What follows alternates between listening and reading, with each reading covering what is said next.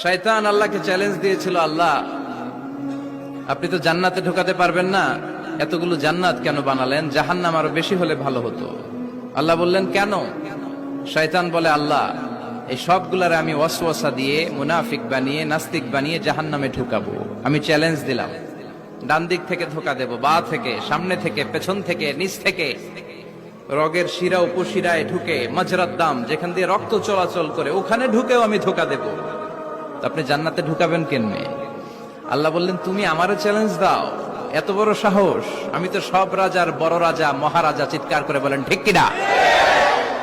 মহারাজার সাথে চ্যালেঞ্জ দেয়া যায় না। তুমি আমাকে চ্যালেঞ্জ দাও, ওকে ডান, আই টেক ইউর চ্যালেঞ্জ। আমিও তোমার চ্যালেঞ্জ নিলাম।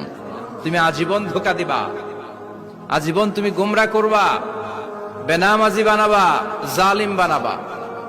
কিন্তু আমার বান্দা কোন তাফসীরুল কোরআনের মাহফিলে এসে, কোন এক ওয়াক্তের নামাজে মসজিদে ঢুকে, অথবা মাঝরাতে ঘুম ভেঙে গেলে তাহাজ্জুদের জায়নামাজে চোখের পানি ছেড়ে যখন ক্ষমা চাইবে, আমি সব গুনাহ মাফ করে দেব, তুই কি করবি?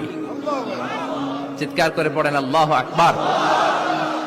এজন্য ভুল নাই এমন কোন মানুষ নাই। ভুল হয়নি শুধু নবীদের, এজন্য তারা মাসুম। আহলুস সুন্নাহ ওয়াল জামাআর ইতিকাদ হচ্ছে নবীদের কোনো ভুল নাই, ঠিক কিনা? ছোটখাটো যে ব্যাপারগুলো ঘটেছিল সেগুলো আল্লাহ অবশিষ্ট থাকতে দেননি, সেগুলো